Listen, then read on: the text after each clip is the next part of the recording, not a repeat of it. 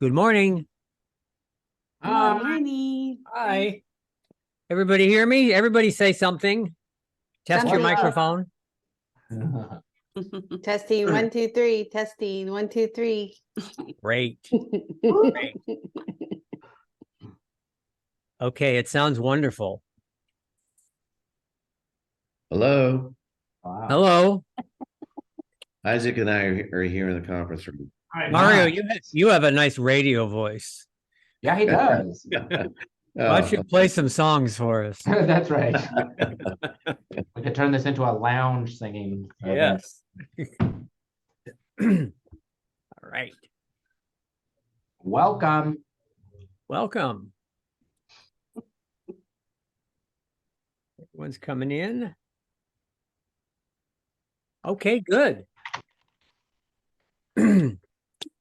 Okay, well, today's a special day. Aside from it being September 27th, 2023, let's talk real estate. It is World Animal Day. Actually, it will be on 10/2.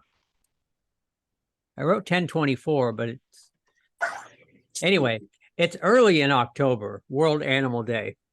And here's your social media post to repost wherever you'd like to. It's branded. And I chose this one because these giraffes are just outstanding in their field. Dun-dun-dun. You'll be here all evening. Oh. Tip the waiting staff. Is this thing on? All right. All right. My message today is about conversations. Let's set aside those words, prospecting, lead generation. Because those are scary words. Let's just call them, let's just be in conversations with people that we know and that we don't know who might have an interest in buying or selling real estate, which is what we're here for. Conversations can be fun. They can be very productive. So my question for all of you who are involved in conversations is, are you getting the results that you want from these conversations? For those of you who might be afraid of conversations, what's your hang up on those? For one reason or another, you shy away from conversations. I know there's a lot of reasons for that. But the only way to really do business is to initiate these conversations and with the right people, the ones who have an interest. And another topic is, remember that whenever there's a shift in the market, this is the good news, your competition will shut down, and they have clearly done that. They will stop calling their current sellers. They will stop talking to their past clients and centers of influence. They won't prospect daily. They won't work to improve their sales skills. They'll likely do more texting and email and Facebook. But don't let this be you. And here's some ways to avoid that. And remember, in a down market, you got to keep moving. Design a plan to dramatically increase the communication you have with your active listings and escrows more than ever. And we have a lot of listings. We're just looking at that. You have to improve that communication. And we've been talking a lot about what to say to those people, like, no, don't take it off the market for the winter. Bad idea. Things like that. But keep communicating with them. I've always said it is so hard to communicate with a seller when there's no news, you know. They answer the phone very excited when you call. Did I get an offer? No, I'm just calling to tell you that 3,000 people looked at your house on Zillow. You know, well, whoopee. Call me when you get an offer. But there's a lot of things to say to sellers, and you just have to communicate with them. Create accountability around calling all of your past clients and centers of influence. Have somebody to remind you to do that. Increase the time you spend developing your sales skills, much like this group is doing right now. Think about adding 10 to 20% more prospecting time to your daily schedule. It's the only thing you can do. If you want to maintain good numbers, reasonable numbers, critical numbers during a down market, you have to do something, and that's what you do. Is you increase your time spent in that area. More conversations. And share your plans with your accountability group. I hope you're all in an accountability group in your branch. If you're not, talk to your branch manager. And remember to treat your business like a business. Okay, let's have a look. All of these listings I speak of, let's look at them. And I'm going to go to, I have a quick way to count this, 10 per page. Okay, they're down. We have under 40 listings today. That's down slightly. All right, what's new? Kuhn, what's new in your area? Let's see. We have a new closing by Nayeth. Congrats to Nayeth. Another property in Madras. One of her listings closed last week. Nick's property in King City went pending on Friday. Congrats to Nick and good luck with that. Woo! And Pat Wolcott has a new listing in, I believe, Rockaway Beach at the coast. Yeah. Such a cute beach house. Yeah. So if you guys know of anybody looking for a beach house, vacation home, looking to retire out there, send them Pat's way. Very nice. Very nice. Congratulations, Naya. Another brand new home to a happy person. Yes. Thank you. Yes. And Cheryl, anything new up there? Not a lot new Uh-huh. right now. We have a lot of listings that are sitting a little bit. So Yeah. yeah, that's kind of how it is right now. Trying to get those price reductions, and we're gonna have a couple closings next week, so Okay, good. that's good. Yeah, it's all about price reductions. Let's see. Anything in Vancouver? I saw a couple closings in Vancouver. Mhm. Shauna, you're muted. Sorry. I forgot I was muted. Yep, we had a few, well, actually, price reductions as well. Brianna's got a price reduction. She fought against them canceling, so I was really proud of her. She was able to get the price reduction. Nice. And that came across late last night. I wasn't so fortunate. I had one that canceled last week in West Lynn. But it's okay because the price reduction wasn't coming, so might as well wait on that one anyway.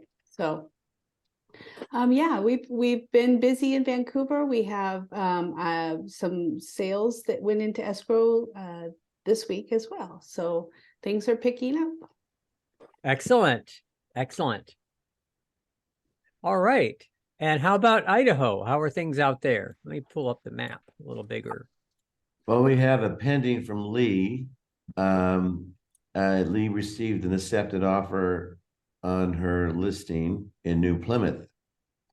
And she also has a closing last Friday on the deal in Montego Way in Nampa. Nice. Excellent. Excellent. There we go. There they all are. There they are. Oh, we got something up by the Oregon border. That's New Plymouth. I think that's the one you just mentioned. I'm pretty sure. All right. Oh, that's okay. That's that land. Okay. Yeah. Nice. Very good. Very good. Whoop, whoop. So everyone who has one of these listings or more, remember what I said about communicating with the sellers. Do everything you can and double down on that. Do as much as you can so that they don't get discouraged either, as that's the danger. Because there were buyers out there. What was one of the old arguments? One of the classic arguments is, well, yes, but there's more. If there's less listings, that improves your chance because people still buy houses. So be one of the ones that is for sale. If you're not on the market, you're guaranteed not to sell.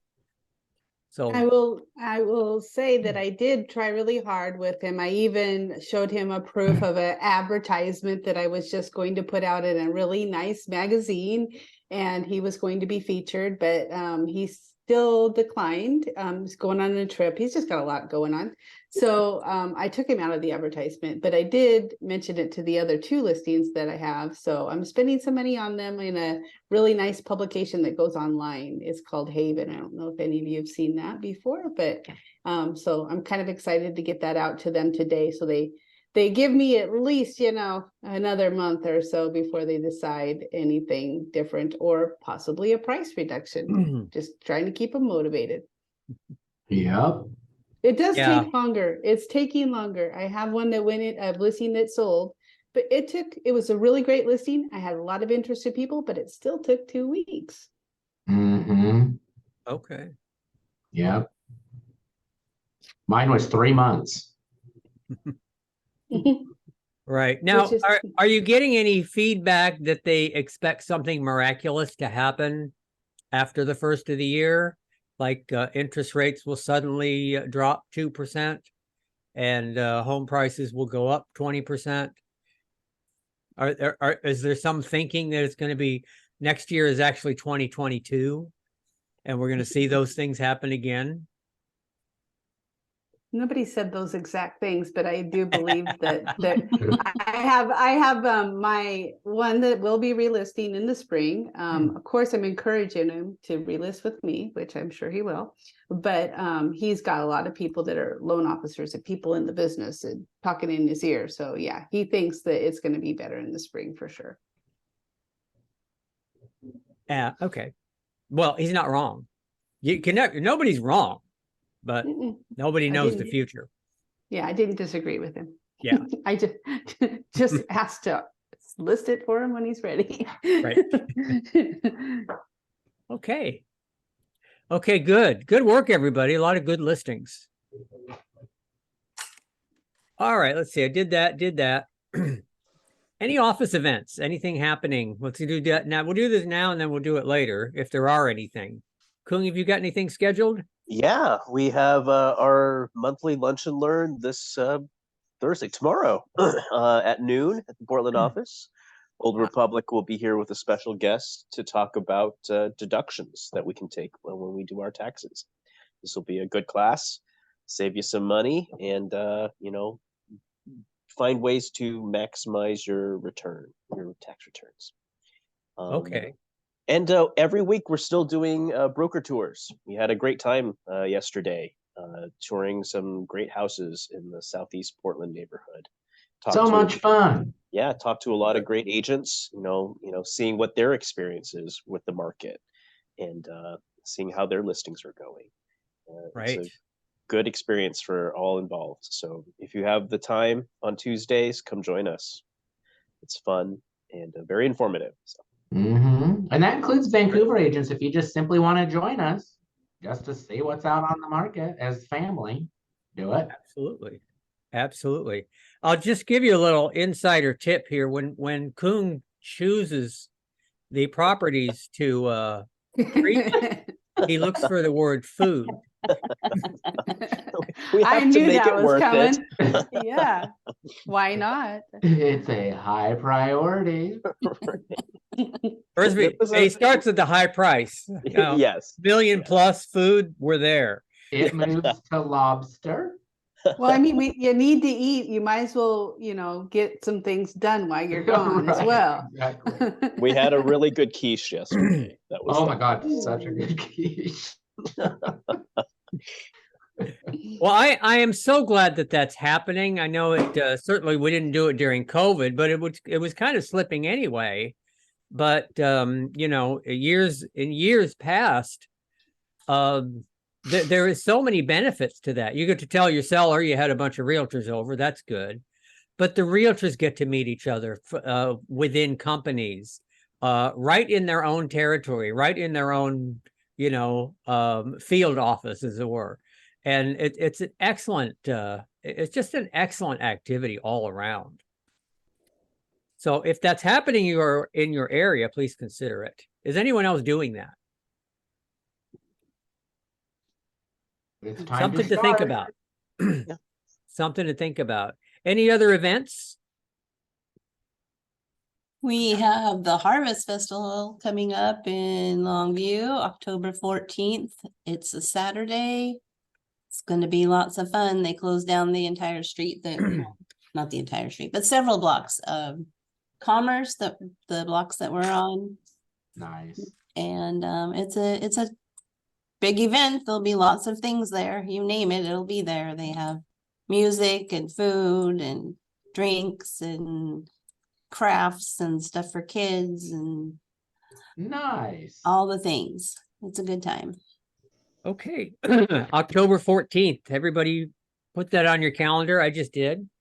I will be there. Come On my on. calendar. It's Yes. a good time. There's lots of people from, all the surrounding communities around here. Okay. All right. Anything else for events? Then we'll move on to how's the market? The news today is not exciting. 7.19, as you can see from the chart. I think that's, I think it was 18 or 17.17. So really no movement on the interest rates today. Just hovering above 7%. Increase the screen size.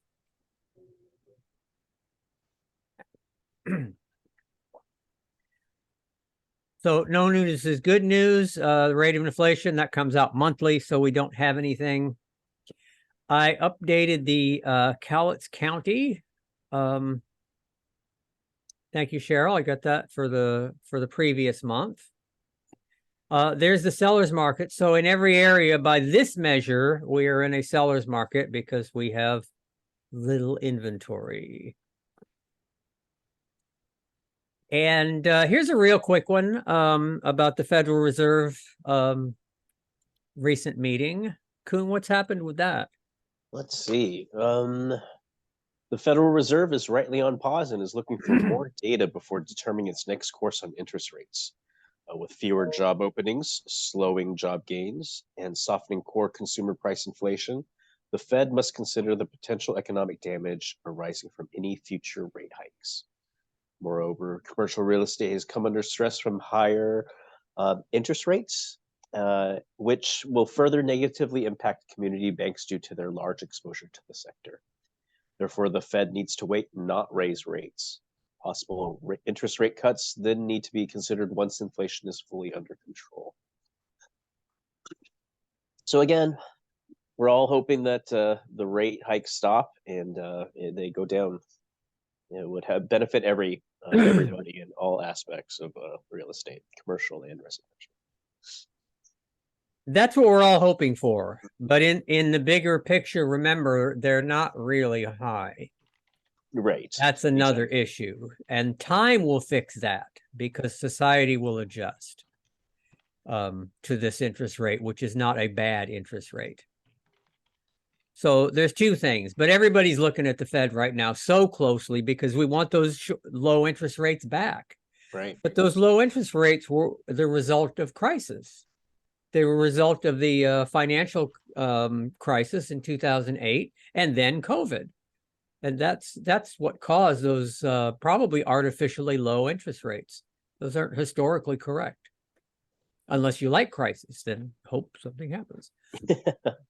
I'd rather have stability than I like stability. Yes, you can make money in stability. Mhm. You can buy houses. You can buy and sell houses with stability. I like. Yeah. So while we're at it, Kuhn, how's the market? Well, we're seeing a slight decrease in home prices nationwide as interest rates continue a slow trend upwards. However, this continues to be a seller's market due to a shortage of available housing. Average days on the market is down 30 to 37 days from 32 days, with a 2.2 months of inventory.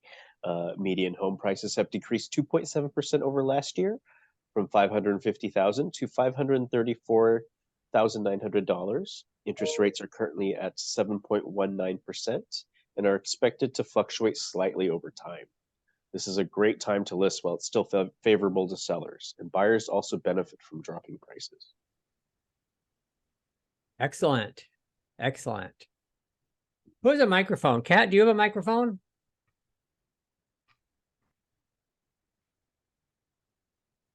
Maybe not. Shauna, do you have a microphone? Yes. How's the market? We are seeing a slight decrease in home prices nationwide as interest rates continue a slow trend upwards. However, this continues to be a seller's market due to a shortage of available housing. Average days on market is up to 35 days from 32, with 1.9 months of inventory. Median home prices have decreased 0.1% over last year, from 525,300 to 525,000 even.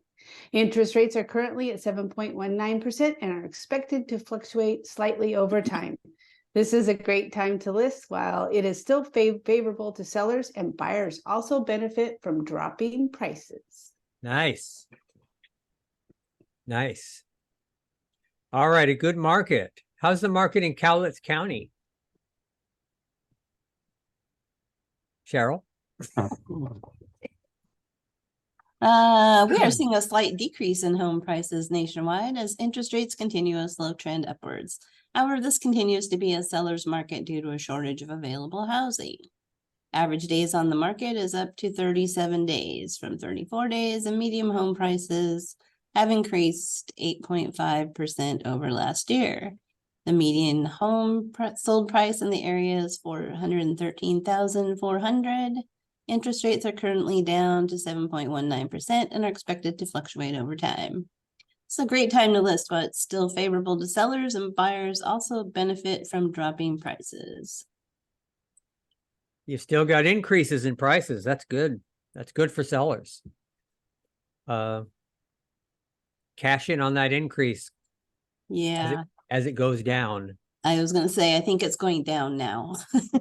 Yeah, that's a 12-month rolling average. So yeah, if you look at it right now, it's going down. Yeah. Absolutely. Mario, how's the market in Canyon County? Well, here in Idaho, in the counties of Canyon County, Ada County, and Caldwell, we're seeing a slight decrease in home prices nationwide as interest rates continue a slow trend upwards. However, this continues to be a seller's market due to a shortage of available housing. The average days on the market is down to 29 days from 47 days, and the median home prices have increased 3.7% over last year. The median home sold price in the metro area is $595,000. Interest rates are currently down to 7.19 and are expected to fluctuate over time. This continues to be a great time to list a home while it's still favorable to sellers, and buyers also benefit from dropping prices. This is Mario Gomez in Idaho, Fox News. Very good. I am tuning in, which is really hard to do for me. Yeah. Right. Usually I'm tuning out. Okay. All right. So that's the market. It's what it is. And now we know, and people are going to ask, and we can give them reassuring, like Mario did, reassuring and soothing information. Yes. All right. Let's see. I've got some training information from Century 21.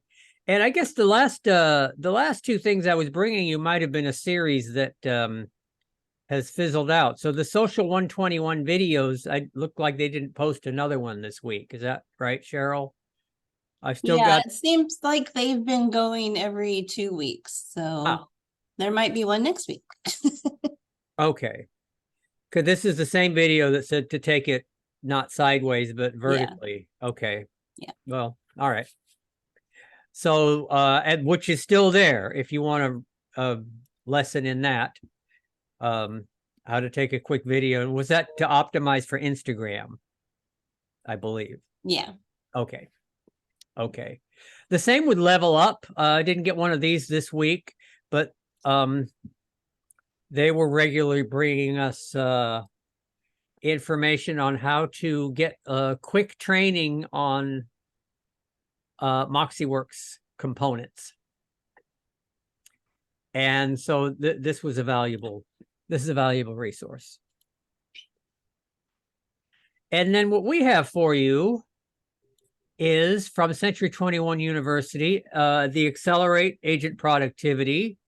We've got 2 of those 4-week courses coming up, one starting on October 16th and one starting on November 22nd. So, the beginning, your fall is planned. Go ahead and pick one of those and dive into that. On our C21 Brokers webpage, information portal, we actually have all of the materials so you can quickly download those. They're on the 21 online also. So consider taking the Accelerate course over the fall while it's perhaps a little slower. And one of the things that we should be doing now, in addition to talking to more people, is developing our skills. A good thing to do in this kind of market. So think about that. Also, the virtual Go list, which is dive deep into your listing presentation. And they're going to encourage you during this time frame to go out and get listings. So that's very valuable. They have one between 10/31 and 11/9. And owning objections. That was a course I saw that looked very interesting. It was an 1.5-hour presentation. And if you click on owning objections and you're logged into 21 online, let's see if it works. Or if I get an oops. Oh, there he is. Okay. I don't think this is the presenter. I think this is a model. But it says there's no classes. But if you're logged in, you'll see that there is a class on November 10th. So consider that. And if you want more, there's a Century 21 University catalog that you can click through them quickly. Okay. Let me do a quick video because we're at the halfway point. Everybody sigh of relief. Let's do a quick video from KCM. I don't think I played this, although I know I watched it. And it's just one of those things. Make a quick video on your cell phone. And this is the importance of equity. People have a lot of equity right now.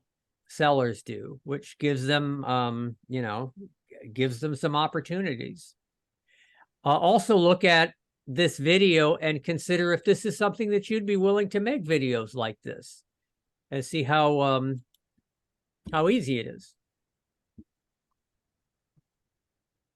What I really want to focus on is not just the month-over-month shifts, but the long game, how homeownership wins over time. And homeowners today are sitting on significant equity that has truly been building, especially over the past couple of years. I want to draw your attention to more insight from that CoreLogic equity report that just came out. Look at that quote. It says the total average equity per borrower has now reached almost $300,000, the highest in the data series. Mortgage holders today are sitting on an average of $300,000 in equity. Now, I know that's going to vary by market. And certainly as you look at some of these maps that we provide, you can see market by market how that changes. But overall, the average US homeowner is sitting on significant equity. And that is really game changing in the long run. They have a huge cushion that can allow them to make opportunities happen. And when we're talking about home ownership versus renting, this really comes into play as the long game. What I really want to focus on is not just the month-over-month shift. Any comments on that? That was very well done. I think it was well done. I think she did a very good job. Yeah. She took the time to clip it, which means running her sentences together with an edit, which drives me crazy. I like a little more space to contemplate what she said. But it's just a style. If you want to do that, fine. I wouldn't take the time. But you can learn to talk in a way where you run your sentences together, and you don't have to do all that work if that's what you want to do. But a very timely message as well. So think about that, and go to KCM, Keeping Current Matters, and see some other things that are out there. And think about your own communication skills, and if anything there appeals to you. All right, what do we have on the agenda? Cheryl, you want to talk about buyers? Nice. Yeah. Yeah, buyers. We love buyers. That's right. We do love buyers right now, It's a especially. buying public. Yeah. This is this is the time for buyers. I think it's a time to convince buyers that they don't want to wait until the interest rates come down. Correct. Sorry.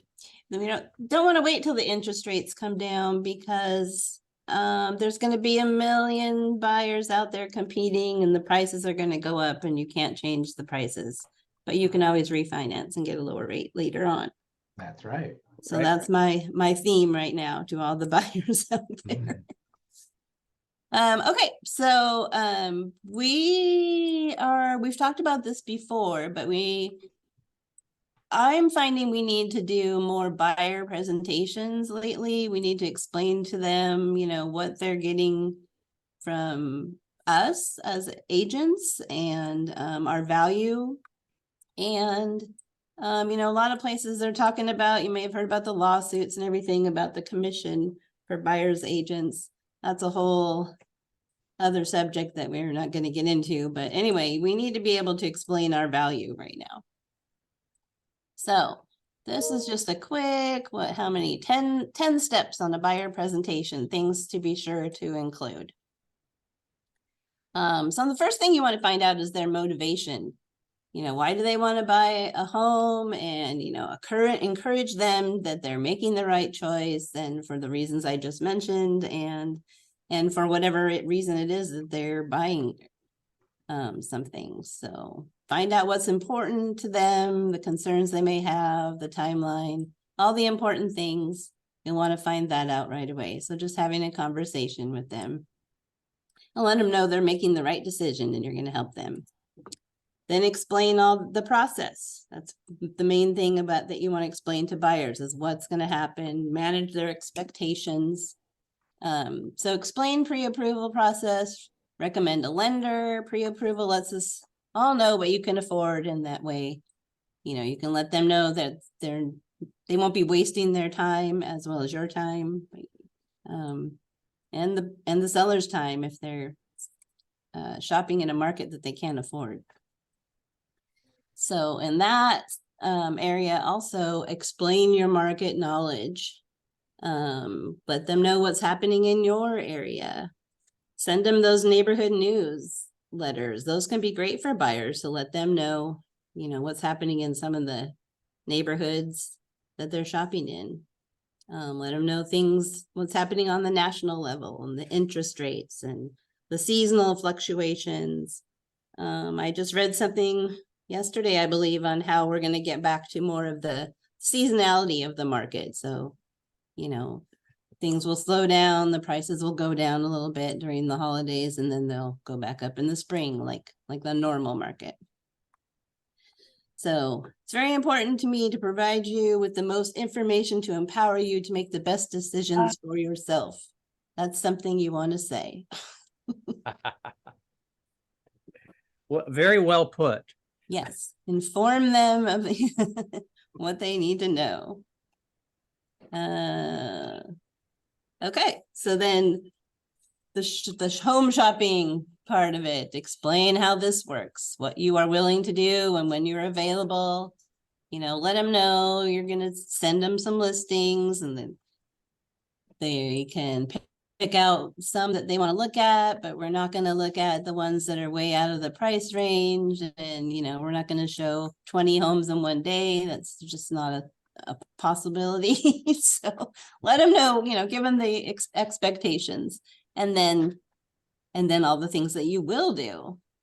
You set up the search, send the listings, make appointments, go with them to look and research, you know, the market in the areas and the house in particular, talk to the listing agent for the homes that they want to look at.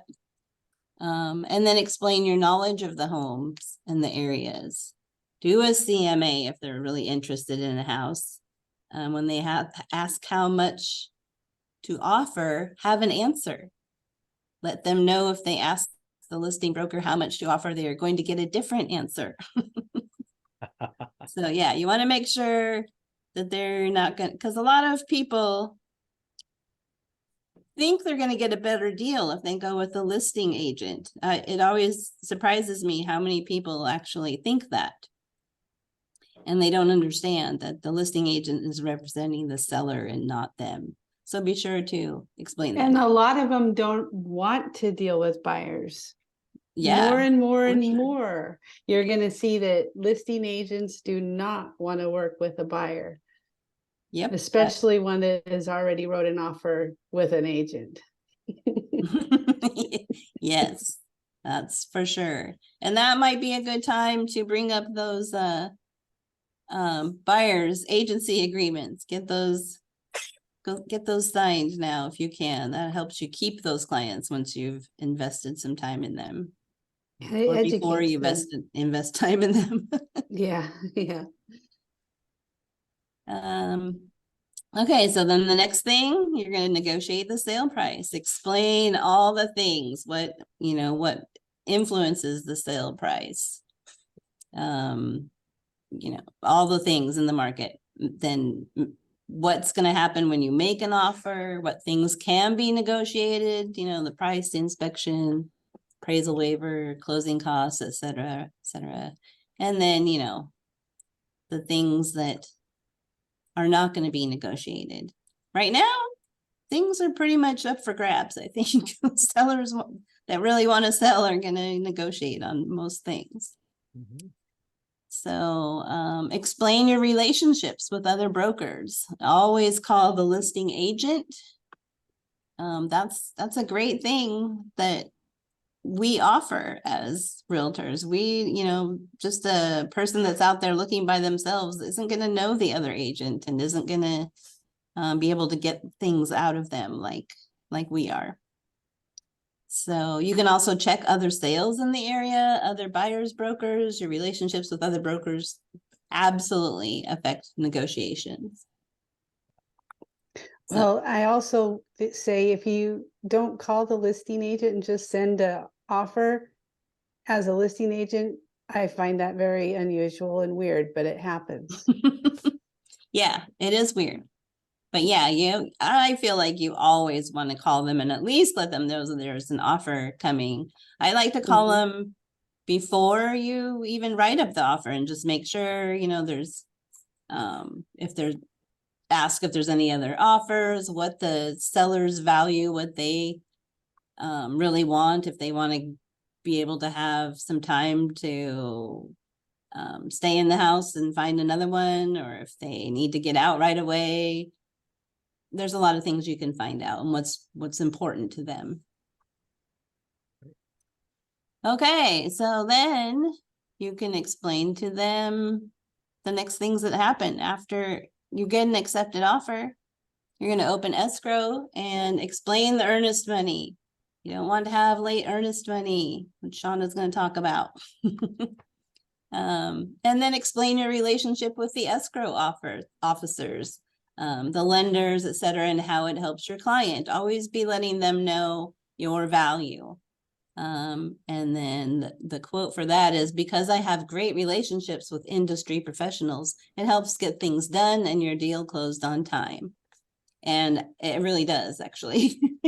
It's not just something you're saying. If you know people and, are friendly with them, things can get done easier. Yep. For sure. Okay. And then talk about inspection, what's going to happen there, and that the inspection is for them. People sometimes mix up the inspection and appraisal. So if you've been doing this for a while, you know that we have to explain the difference between those two things a lot. And then explain the timeline, how long we have to get back to them if we need any repair negotiations, and what it's gonna look like. Some people, will get really freaked out if they get this, 70-page report that has every crack in the sidewalk and everything on it, and they're gonna think that the house is falling down. So you need to warn them about that. Don't let them be surprised.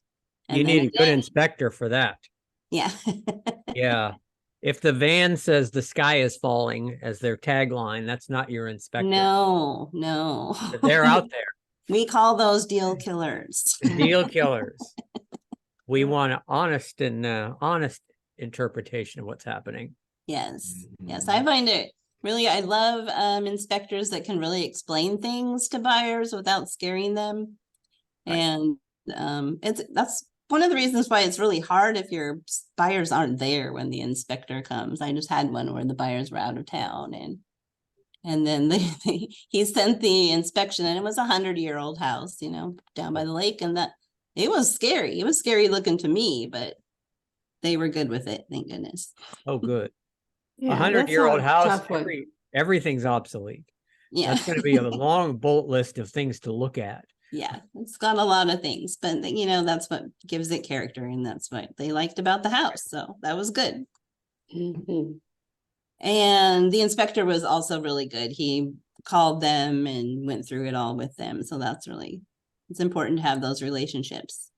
And again, point that out when you're going through that process of the inspection, how, these people to be reliable and good inspectors.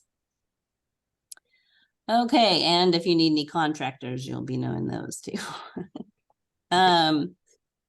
Appraisal.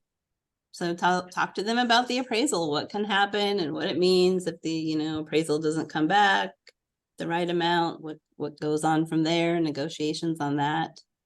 And then tell them about the final walkthrough and signing, and, let them know what the final walkthrough is. It's not a time to renegotiate an inspection. It's just a final walkthrough. And then how the signing, a lot of people don't know about what happens at a signing, and how, you just don't get the keys that day, like in the movies. So explain all that to them so they understand.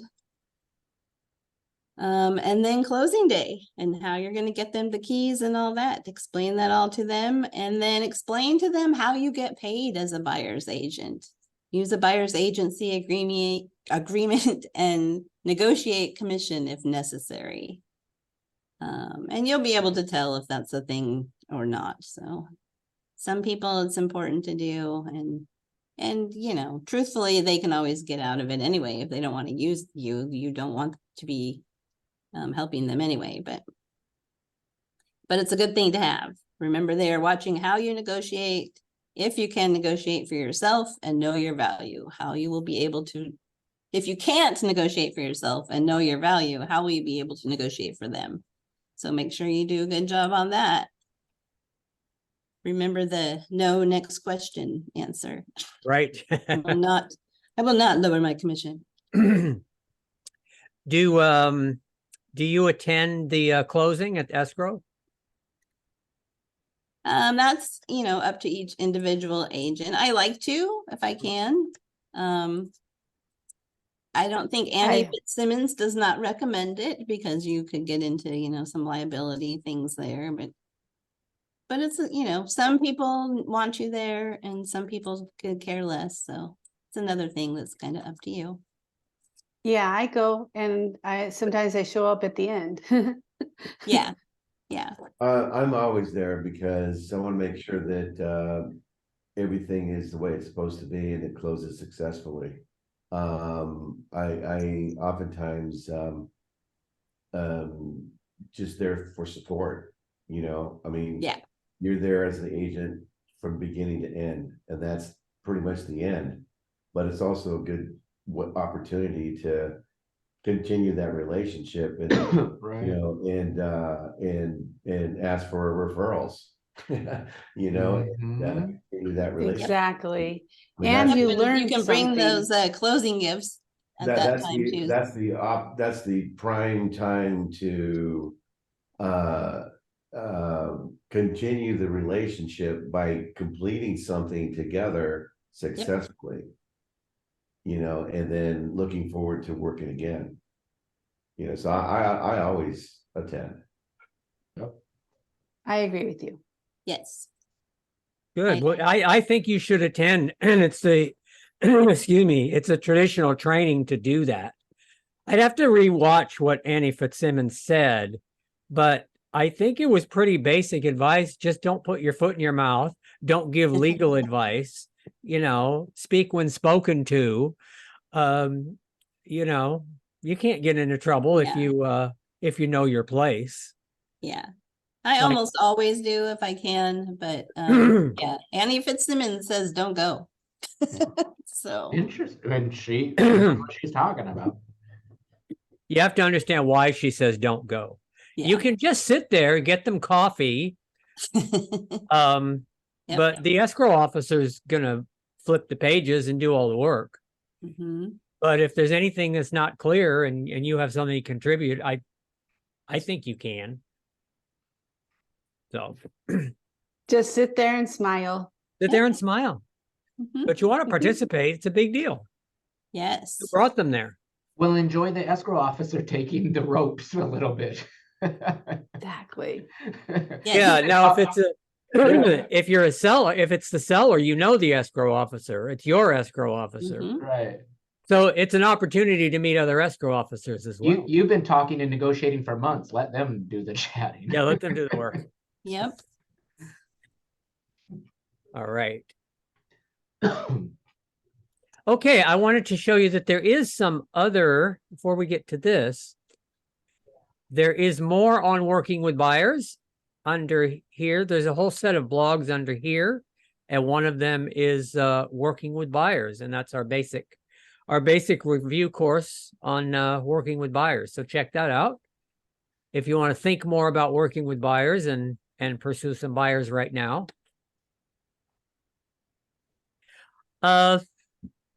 So an interesting topic here on late earnest money. Now, this probably applies in principle to all states, if not in the details, because it's the same issue everywhere. What's happening, Shauna? I wanted to say real quickly, Cheryl, thank you for that, because I think every agent should look at that and have things pre-done for each of those topics. You don't have to tell them everything in the very beginning, but at least the first few things, and then let them know, you know, that you'll keep on top of it. But that's going to set you apart. And I think that's a really important thing to do. So thank you. I like to have pre-done things I can copy and paste into when I'm busy into things, but that was really wonderful. Also, you guys, just real quick, follow up from last week's advanced training. I just sent out an email to everybody for the recording on that class, and I spent a lot of time, you know, learning how to do those things, and it's pretty quick to listen to if you want to watch that recording. And it should be in your email address or email box right now. So, sorry, quick question from a buyer broker. What do I owe to the listing agent if my buyer pays earnest money a day late? For example, am I required to send written notice, thank you, to the listing agent that the earnest money is late? It seems it would be more beneficial to my client if I do not bring that to the listing agent's attention, and that instead the listing agent should be required to monitor this timeline and ensure that the seller is given proper notice if the earnest money is turned in on time. Could you please make it more clear what is proper procedure for both buyer's agent and listing agent when earnest money is paid late? Okay, stop right there. Yeah. Since Annie Fitzsimmons probably wrote this, we know the answer. Yeah. We know the answer. Well, But does I this think ever it's- happen? Oh, yeah. All the time. Does it happen often? Yes. Okay. So it's a routine thing. And Annie Fitzsimmons, and I imagine it applies to all states. I was a little surprised at her answer. Yeah, it's a good answer though, because it's Mhm. addressing the silliness of this question.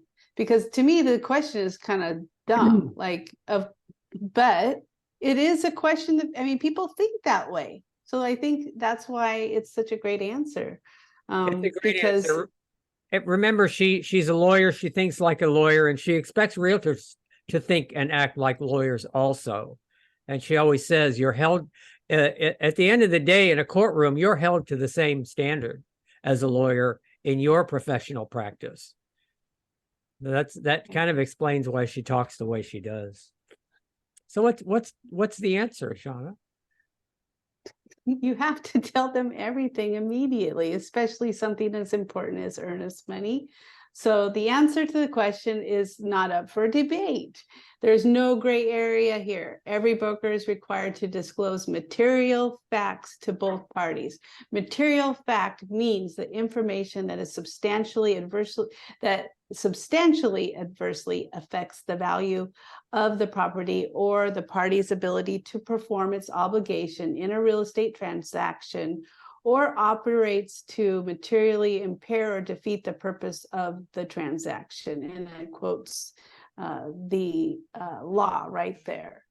Buyer broker must disclose to the seller or listing broker that buyer's earnest money is unpaid as soon as the earnest money is due and not yet paid. So, Okay. yeah, yes. Okay. So how do you do that?